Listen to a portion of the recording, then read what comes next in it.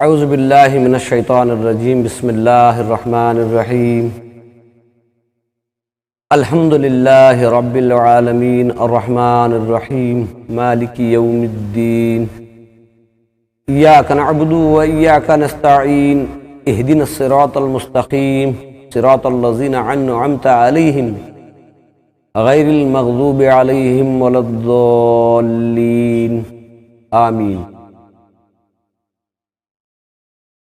میرے بھائیوں، میرے عزیز دوستو،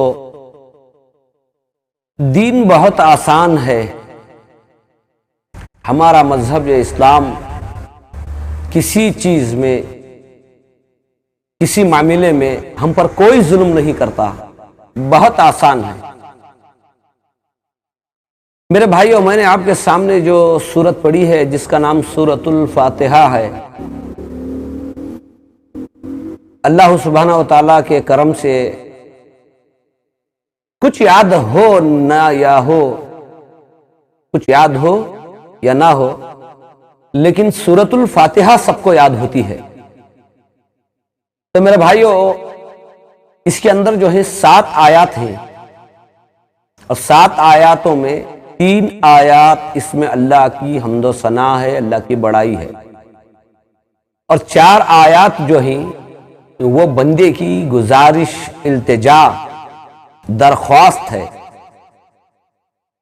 اگر کسی کو قرآن پڑھنے آتا ہو یا نہ آتا ہو، نہ آنے والا بھی اس میں پار ہو جائے گا۔ اور کرم الہی کا یہ ہے، اللہ سبحانہ و تعالیٰ کی مہربانی یہ ہے کہ بھئی ہر رکعت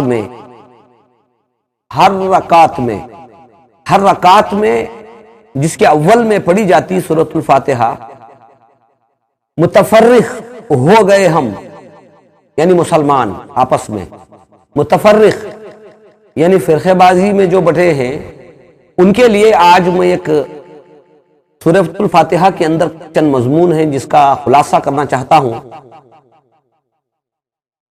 متفرق ہم ہوئے ہیں، اللہ سبحانہ و تعالیٰ نے ہمیں سب کو ایک پیارا مکمل دین، حبیب پاک صلی اللہ علیہ وسلم کا ایک پیارا طریقہ ہمیں دیا ہے۔ ہم سب مانتے ہیں صبح کی نماز جو 2 رکعت ہے، وہ دنیا کے کسی بھی کونے میں بسنے والا مسلمان ہو اسے 2 ہی فرض ہوتی ہیں۔ کسی بھی ملک کے اعتبار سے یا کسی بھی فرقہ واریت کے اعتبار سے 3 یا 4 نہیں ہوتے، صرف 2 ہیں تو 2 ہیں۔ ظہر میں 4 رکعت فرضیں ہیں، 4 ہی ہوں گی، وہ جہاں کہیں بھی کوئی بھی ہو۔ عصر میں 4 ہیں، 4 ہی ہوں گی، بدلیں گی نہیں کسی کے لیے۔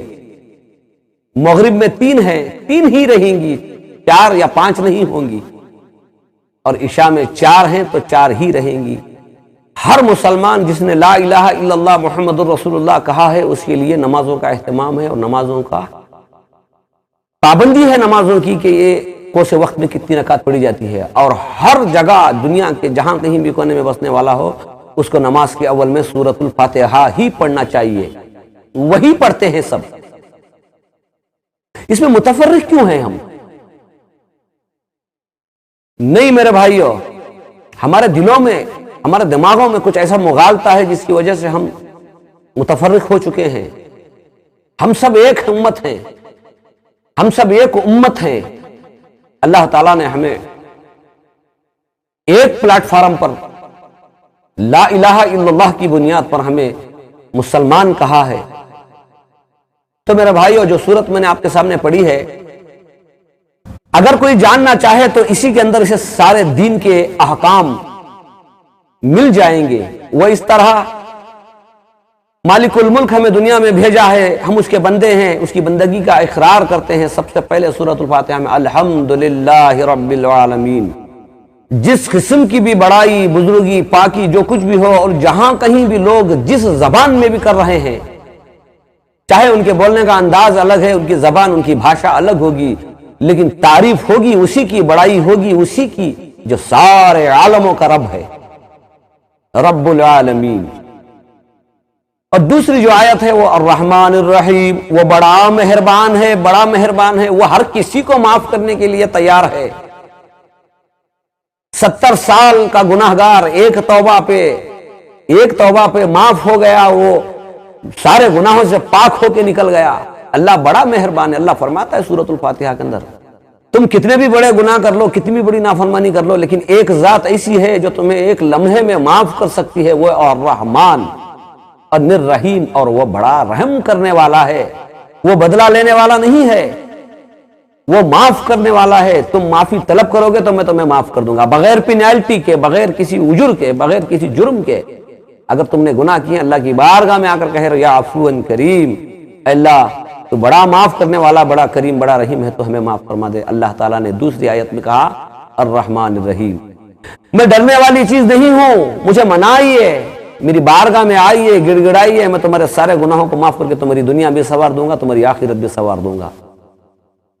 اور تیسری آیت میں کہا مالک یوم الدین، وہ انصاف کے دن کا مالک ہے، انصاف کے دن کا مالک ہے۔ دنیا میں بہت سارے طاقتور کبھی غریب پر ظلم کرتے ہیں، یا اس کے مال پیسہ جو کچھ بھی کھا جاتے ہیں، یا اس کا حق ادا نہیں کرتے۔ اب غریب آدمی کہاں جائے گا؟ اس کے پاس نہ مال رہے گا، نہ طاقت رہے گی، نہ کوئی اس کی سفارش کرنے والے رہیں گے۔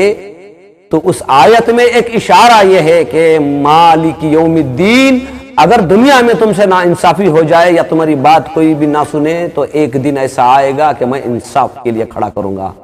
وہاں چہرے دیکھ کر حساب نہیں ہوگا، وہاں خاندان قبیلے علم دیکھ کر نہیں ہوگا، وہاں ہر انسان کے ساتھ انصاف ہوگا۔ مالک یوم الدین ہر رکعت میں یہ پڑھی جاتی ہے، مطلب کہ ہر رکعت میں ہمیں یہ احساس دلایا جاتا ہے کہ تم کسی پر ظلم نہ کرو، کسی کا ناحق مال نہ کھاؤ، کسی کو ناحق کسی کا دل نہ دکھانا، کیونکہ ایک دن ایسا آنے والا ہے کہ ہم انصاف کے لیے جب کھڑیں گے تو یہ نہیں دیکھیں گے کہ یہ عالم ہے، یہ فاضل ہے، یہ حکومت والا ہے، جو کچھ بھی ہے یہ نہیں دیکھا جائے گا۔ ہاں یہ دیکھا جائے گا کہ کون کس پر ظلم کیا، کون کس کے اعمال میں، کس کے مال میں خیانت کر کے آیا، اس کے بارے میں حساب و کتاب ہونے والا، کون کس کا دل دکھایا ہے، کس نے کسی کو خوش کیا ہے، کون اپنے مال میں سے کسی کو خوش کر کے آیا، کسی نے کسی کے مال کو چھین لیا، یہ سارا حساب و کتاب وہاں ہونے والا ہے۔ نماز کے اندر ہر رکعت میں پڑھی جانے والی سورہ فاتحہ کے اندر ہمیں سبق مل رہا ہے۔ تعریف اگر کسی کی ہوگی تو وہ اللہ ہی کی ہوگی، اگر کوئی مہربانی کرنے والا بڑا مالک الملک ہے تو وہ اللہ ہی کی ذات ہے جو بڑی معاف کرنے والی، بڑی رحم کرنے والی ہے۔ دنیا کے کسی کورٹ میں بھی اگر تمہارا فیصلہ نہ ہوا، کسی نے بھی تمہارا حق ادا نہیں کیا، کسی نے بھی تمہارے ساتھ وفاداری نہیں کی، تو ایک دن ایسا آئے گا کہ اللہ سبحانہ و تعالیٰ تمہارے ساتھ انصاف کرے گا۔ اور آگے کی آیت جو ہے، 4 آیتوں کے اندر بندے کی التجا ہے، بندہ اللہ کی بارگاہ میں جا کر عرض کر رہا ایاک نعبد و ایاک نستعین، اے اللہ میں تیری بارگاہ میں تیری عبادت کے لیے آیا ہوں اور میں تجھی سے مدد مانگتا ہوں۔ ایاک نعبد، عبادت تیری ہی کرتا ہوں، و ایاک نستعین، اور تجھی سے مدد مانگتا ہوں۔ اب مدد کس چیز کے لیے مانگتا ہے بندہ؟ نہ ہوا مانگنے کی ضرورت ہے، ہوا تو چل پڑی ہے، نہ بارش کو مانگنے کی ضرورت، اللہ نے بارش برسا دیا، نہ زمین کو کہنے کی ضرورت ہے کہ تو غلے نکال، اللہ نے یہ سارا نظام بنا دیا۔ سورج کو کہنے کی ضرورت نہیں پڑے گی، اللہ سے یہ کہنے کی ضرورت نہیں پڑے گی کہ یا اللہ کل سورج کو نکالنا، اس کی روشنی سے ہمیں فائدہ پہنچانا۔ یہ کائنات جو کچھ بھی ہے بن چکی ہے، بنایا جا چکا ہے تمہاری ضرورت، تمہارے نفع کے لیے۔ اگر کچھ مانگنا ہے تو ہدایت کا راستہ مانگی اللہ سے، ایاک نعبد و ایاک نستعین، تیری ہی عبادت کرتے ہیں، تجھی سے مدد مانگتے ہیں۔ اہدنا الصراط المستقیم، اے اللہ ہمیں سیدھے راستے پر چلا۔ ہو سکتا ہے کہ بہت سارے فرقے، فتنے ہمیں گمراہ کرنے کی کوشش کریں، راستے سے ہٹانے کی کوشش کریں، یا اللہ تو بہتر جانتا ہے کہ سیدھا راستہ کیا ہے، لیکن ہم التجا کر رہے ہیں کہ یا اللہ ہمیں سیدھے راستے پر پکڑ کر تو چلا لے۔ اور اللہ سبحانہ و تعالیٰ وعدہ کرتا ہے من یہدہ اللہ فلا مضل لہ ومن یضللہ فلا ہادی لہ، جس کے لیے ہم ہدایت کے فیصلے کر دیں اسے کوئی گمراہ نہیں کر سکتا، اور جسے ہم گمراہی کا فیصلہ کر دیں اسے کوئی ہدایت نہیں دے سکتا۔ تو نماز کی ہر رکعت کے اندر بندہ جب التجا کرتا رہتا ہے ایاک نعبد و ایاک نستعین اہدنا الصراط المستقیم، تیری ہی عبادت کرتا ہوں یا اللہ تجھی سے مدد چاہتا ہوں، مجھے تو سیدھے راستے پر چلا لے۔ اب سیدھا راستہ کس کا؟ اس میں ایک بڑے غور و فکر کی بات ہے۔ میں اسی کی بات مانوں گا، میں اسی کی بات مان کے چلوں گا، میں اس کی ہی لوں گا، اس کی نہیں لوں گا، اس میں یہ بات نہیں ہے۔ چاہے وہ عالم ہو، چاہے فاضل ہو، چاہے وہ عام انسان ہو، کوئی بھی ہو، اس سے یہ کہنا ضروری ہے کہ صراط الذین انعمت علیہم، اے اللہ ایسے لوگوں کے راستے پر چلا جن پر انعام ہوا، جن سے تو راضی ہوا، جن سے تو خوش ہوا، اور اللہ ہی جانتا ہے کہ اللہ کس سے خوش ہوا ہے، کس سے راضی ہوا ہے، وہ ہے صحابہ اکرام کی مقدس جماعت۔ تو میرے بھائیوں، اس میں کہیں بھی آپ کو کسی فرقے کا کوئی رکن نظر آتا ہے، کوئی راستہ نظر آتا ہے؟ جتنے بھی فرقے بنا کر لوگ یہ دعویٰ کر رہے ہیں کہ ہمارا فرقہ صحیح ہے یا ہمارے طریقے صحیح ہیں، تو میرے بھائیوں کسی پر بڑائی جتانے کی ہمیں ضرورت نہیں۔ ہم سب کو مل کر اللہ کی بارگاہ میں یہ التجا کرنا ہے کہ اہدنا الصراط المستقیم صراط الذین انعمت علیہم، اے اللہ تیری عبادت کر کے تجھے سے مدد چاہتے ہیں، سیدھے راستے پر چلا، راستہ ان لوگوں کا جن پر انعام ہوا، جن سے تو خوش ہوا، غیر المغضوب علیہم ولا الضالین، اے اللہ ایسے لوگوں کے راستے پر نہ چلا جو مغضوب ہو گئے۔ مغضوب کا مطلب گمراہی میں اتنی دور نکل گئے جن کے لیے واپسی کا کوئی راستہ نہیں۔ مغضوب ایسے گمراہ طبقے کو کہا جاتا ہے جن کو گمراہ ہونے کا بھی پتہ نہ ہو کہ ہم گمراہ ہو چکے ہیں، ہم گم ہو چکے ہیں، یہ ہوش بھی نہ رہے، تو ایسے لوگوں کو مغضوب کہا جاتا ہے۔ علیہم ولا الضالین، اور وہ ظالم ظلم کرنے والے کہ سب سے پہلے اپنی جان پر ظلم کرنے والے مالک کا حقیقی حق کو نہیں پہچانا، رسالت میں آپ صلی اللہ علیہ وسلم کے آنے کے مقصد کو نہیں پہچانا، اپنی جانوں پر بھی ظلم کیا اور دوسروں پر بھی ظلم کیا، ایسے طبقے سے اے اللہ ہمیں دور رکھنا، اے اللہ ایسے لوگوں کے راستے پر نہ چلا جو مغضوب ہو گئے اور جو ظالم ظلم کرنے والے ہو گئے۔ اور آخر میں آمین، ایک دعا بھی ہے، ایک التجا بھی ہے، سارا دین کا مضمون اس کے اندر سمٹ کر آ گیا۔ ایک بڑائی اللہ کی ہوگی، مہربانی اللہ ہی کرنے والا، اللہ ہی معاف کرنے والا ہے، اور وہ اس دن ایسا انصاف کرے گا کہ بھئی وہاں نہ چہرے دیکھے جائیں گے، نہ کمیشن لیا جائے گا، نہ رشوت لی جائے گی، نہ لائر رکھا جائے گا، وہاں صرف انصاف ہوگا۔ بار بار ہمیں نماز میں یہ یاد دلایا جاتا ہے کہ جو گھڑیاں تم گزار رہے ہو اس کا ذرا حساب کرتے رہو تاکہ تمہیں حساب دینا آسان ہو جائے۔ تو آگے بندے کی التجا ہے، بندہ عاجز ناقص ہے، اللہ کی بارگاہ میں بار بار التجا کرتا ہے کہ اے اللہ میں عبادت تیری ہی کرتا ہوں، تجھی سے مدد مانگتا ہوں، یا اللہ مجھے سیدھے راستے پر چلا، اور راستہ ان لوگوں کا جن پر انعام ہوا، ایسے لوگوں کے راستے پر نہ چلا جو راستے سے گم ہو گئے، گمراہ ہو گئے اور اپنی جانوں پر ظلم کرنے والے بن گئے۔ تو میرے بھائیوں، یہ سورۃ الفاتحہ ہے، اس میں کسی فرقے کا کوئی نہ نشان ہے، نہ اس کے لیے کوئی اشارہ ہے، یہاں ایک جماعت ہے، وہ صحابہ اکرام کی مقدس جماعت ہے۔ میں اللہ سے دعا کرتا ہوں اللہ تعالی ہم تمام کو بھی ایک پلیٹ فارم پر رہ کر اللہ کی رضامندی کے کام کرتے ہوئے زندگی گزارنے کی توفیق عطا فرمائے، اور ہمارے دل میں جو بھی میل کچیل جو کچھ بھی ہے اللہ فرقہ واریت سے جو کچھ بھی ہم نے اگر کسی کا زہر رکھا ہے تو اے اللہ تجھے تیری رحمت کا واسطہ ہمارے دلوں کو پاک فرما۔ یا اللہ سارے مسلمان آپس میں بھائی بھائی ہیں، ہو سکتا ہے کہ ان کے کچھ طور طریقے الگ ہوں گے، اس کا ہمیں کچھ نہیں کرنا، انصاف کے دن کا مالک تو ہے، ہمیں تو صرف کام کرنا ہے۔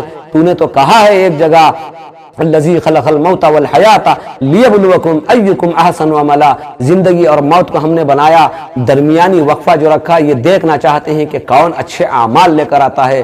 تو میرے بھائیو آپ سب سے میں گزارش کرتا ہوں جہاں تک ہو سکے ایک اللہ کا حق ادا کیجئے، ایک مخلوق کے حق میں انصاف، عدل، مہربانیت، رحم کرنا، معاف کرنا سیکھیے، تاکہ اللہ سبحانہ و تعالیٰ کل قیامت کے روز ہمیں معاف فرما کے اپنے فضل و کرم سے ہمارے لیے جنت کا داخلہ نصیب فرمائے۔ السلام علیکم رحمۃ اللہ وبرکاتہ۔